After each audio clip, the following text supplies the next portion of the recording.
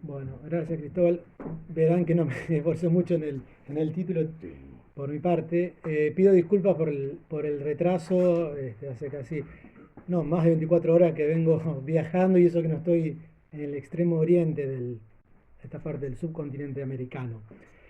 Eh, por supuesto, agradezco, digamos, que estén acá, le agradezco primero de todo también a Ricardo por el trabajo que lo sometió a la lectura y la crítica de parte nuestra, por supuesto también a Cristóbal, quienes estamos acá más o menos sabemos todo lo que implica ponerse al hombro, digamos, y organizar este tipo de eventos, que por supuesto, esfuerzos que no terminan cuando termina el evento, sino que también después continúa.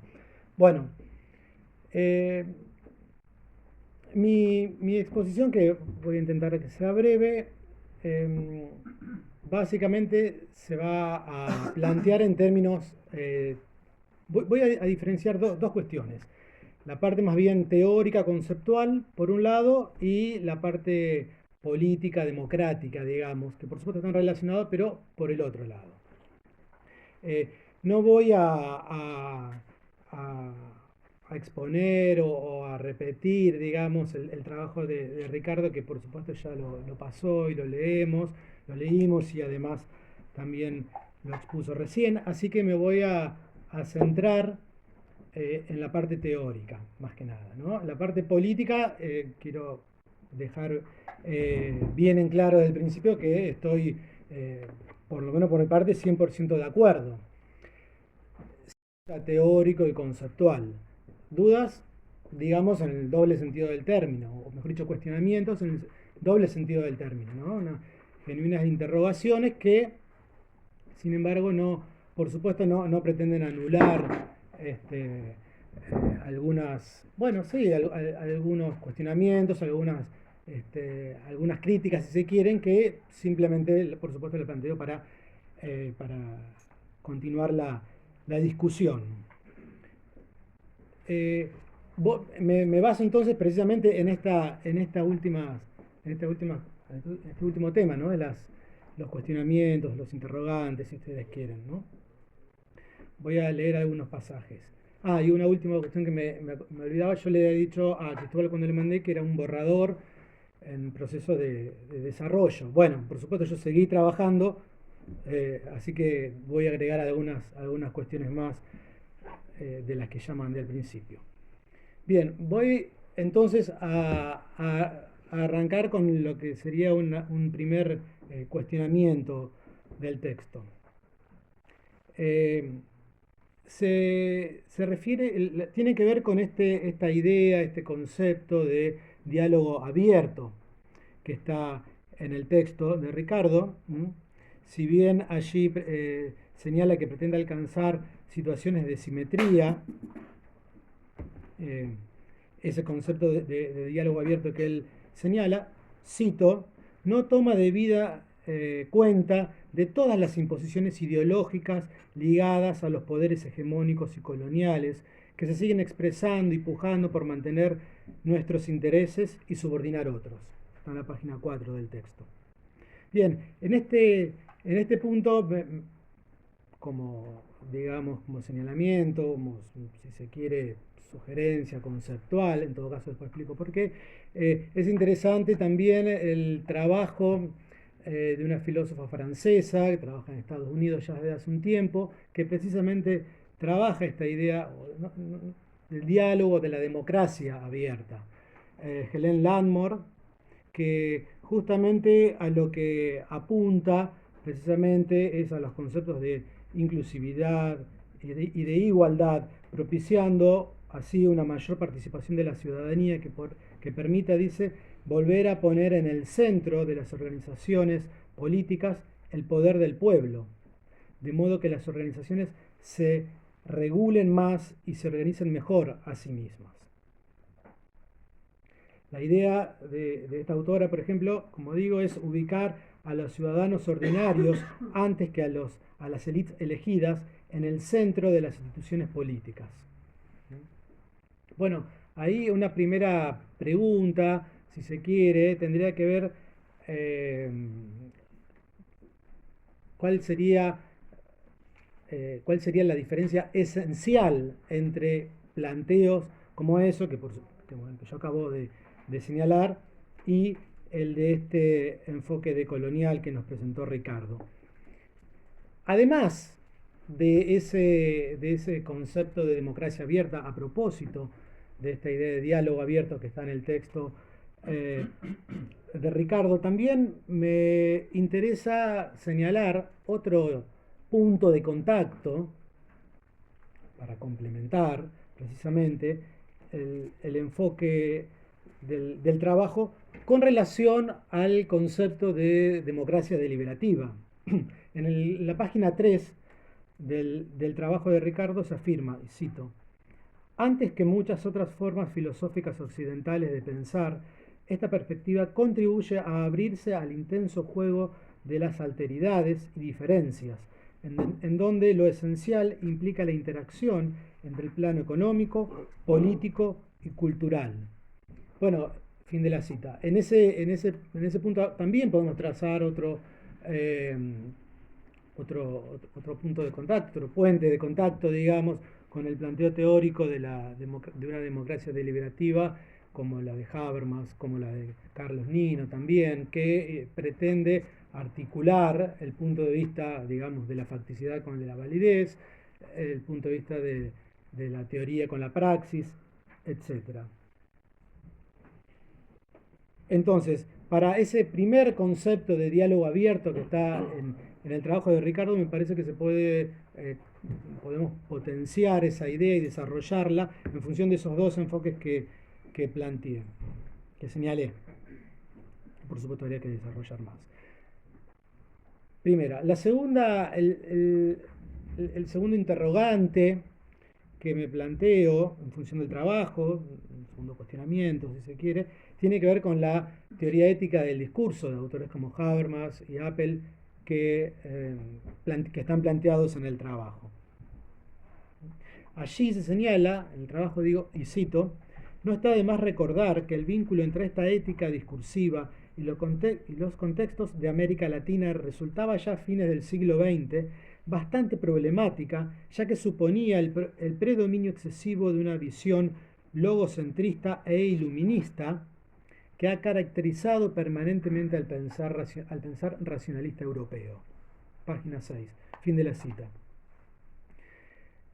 La pregunta que yo aquí planteo es, y aceptando las deficiencias de enfoques como lo de Apple respecto de su teoría ética, que subsume la teoría política a su teoría ética, ¿no? La teoría ética es solamente una rama de la teoría ética, con lo cual desconoce la autoridad de lo teórico político.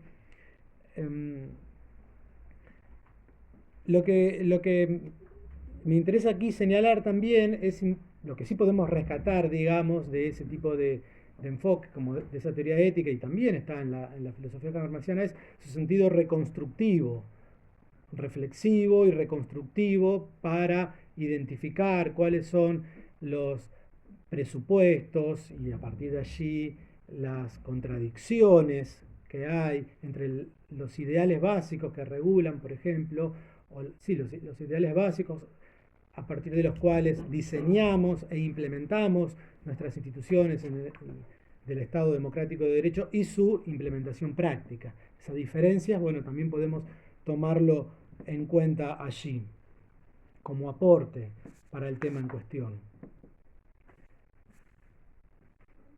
Ahora bien, no solamente la cuestión esta de la teoría ética del discurso que está citada allí en el trabajo, sino también me interesa señalar, por aquí lo tengo anotado, bueno, por supuesto los aportes que ya desde la primera generación de la Escuela de Frankfurt podemos tomar desde la teoría crítica, ¿no? Y también allí el esfuerzo de autorreflexión que se plantea para poder identificar los aparatos opresivos de las diversas instituciones como la familia, la escuela, las instituciones morales, los medios culturales y los medios de comunicación que van operando, digamos, sobre la población, sobre la ciudadanía y que también van al mismo tiempo horadando el sistema político democrático. Digo, desde ahí también tenemos un aporte teórico que podemos complementar. Entonces, con respecto a este segundo cuestionamiento, digamos, o interrogante que planteo, podría tomar en cuenta entonces parte de la teoría ética citada en el trabajo y también parte de la teoría crítica de la Escuela de Frankfurt. Bueno, un tercer tema, este sería el último antes del cierre, de mi parte, un tercer tema importante, sobre este lo dejé tal cual lo planteé en la primera versión de mis comentarios, que está relacionado con el anterior, tiene que ver con lo siguiente. Ya se señaló que hay una clara y justificada pretensión del autor de situarse entre medio de enfoques abstractamente universalistas y otros que pueden resultar estrictamente particularistas, que por supuesto injustificadamente podrían incurrir en posiciones relativistas. Ahora bien, si se requiere de una base compartida de acuerdos mutuamente reconocidos como condición de posibilidad de toda discusión en torno a la identificación, crítica y modificación de intereses legítimos, como está en la página 7 del texto, nuevamente podemos plantear, bueno, cuál podría ser, independientemente de que por supuesto la compartamos aquí, la diferencia esencial de un enfoque como el decolonialismo con respecto a algunos de los planteos teóricos que aquí se critican. Cito, si lo que se busca es profundizar en una teoría política de las sociedades periféricas en relación con el planteo de un Estado democrático que sólo puede ser legitimado a partir de una teoría universal del discurso que asegure la plena validez de la comunicación racional, fin de la cita, página 10. Bueno, el reconocimiento legítimo de la especificidad de una concepción de la democracia latinoamericana que cuestione el orden económico y político neocolonial no puede prescindir de una concepción normativa del Estado democrático de derecho, institucionalmente diseñado sobre la base de ideas que se expresan en los principios inherentes y ya siempre reconocidos del discurso argumentativo: igualdad, libertad, reconocimiento recíproco, simetría también, que se estuvo hablando antes. Porque es sobre esa base que es posible considerar las conflictividades propias de la diversidad cultural y política, que es precisamente a lo que se orientan los conceptos de lo decolonial e intercultural como instancia necesaria para promover la emancipación soberana de los pueblos. Fin de la cita de la página 11. Entonces,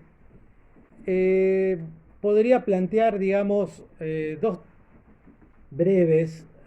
tipos de reflexiones finales desde un punto de vista acotado, digamos, desde un punto de vista conceptual y desde un punto de vista teórico, político o democrático. Desde el punto de vista conceptual, en mi opinión, creo, en todo caso, que el problema con las tesis de la filosofía política como las aquí, o de los enfoques del norte global, como teóricos, como los aquí al menos en parte objetados, podría ser su falta de sensibilidad para su implementación a los problemas locales de nuestras diversas y a veces también divergentes sociedades latinoamericanas, no su planteo conceptual per se. Por eso es que la justificada pretensión de aludir a planteos decoloniales no puede prescindir no debería prescindir de los marcos conceptuales por los que aquella se distingue, al menos en lo que respecta a la teoría del discurso. Señalaba sobre el final, Ricardo, ese diálogo con autores franceses, y que habían venido algunos doctorandos acá para analizar problemas locales, digamos. Bueno, yo creo que esa es la vía, digamos, y no pensar que a los grandes autores de las grandes tradiciones modernas europeas como Hegel o, o Kant habría que oponerle los autores locales, digamos. Me parece que lo que hay que promover, como de hecho ya lo hicieron acá, lo que hay que promover es un diálogo cooperativo e intersubjetivo más que adoptar a priori un posicionamiento conflictivo, digamos, o de contraposición en ese sentido. Eso con respecto a la parte teórica y conceptual. En mi opinión, y con esto cierro, los planteos como como lo que nos propuso en su trabajo Ricardo, me parece que hay que profundizarlos, tomarlos en cuenta como referencia y profundizarlos, si bien no exclusivamente, sí fundamentalmente en un punto de vista político y democrático, como medio para alcanzar o para promover, digamos, como una idea regulativa, aunque no debería ser tan así, el ideal de libertad y de soberanía. Sobre este punto, un apunte, un tema muy puntual que quiero mencionar y que no quiero dejar pasar, porque en relación con ese tema de la soberanía en Argentina en estos momentos es una discusión que resulta particularmente importante en este momento, con un presidente con mandato hasta el 2027 como el que tenemos, que orada permanentemente nuestra soberanía y adopta una subsecuente sumisión a las potencias extranjeras, que constantemente, como digo, afectan nuestra soberanía. Soberanía que, mientras estamos aquí reunidos, sentados, dialogando, discutiendo el interesante trabajo de Ricardo a casi 1700 kilómetros al sudeste, no sé si para allá o para allá, está ocupada y afectada nuestra soberanía en las Islas Malvinas por el Reino Unido de Gran Bretaña. Bueno, eso nomás quería. Muchas gracias. Espero haberme acotado el tiempo. Muchas gracias, Santiago.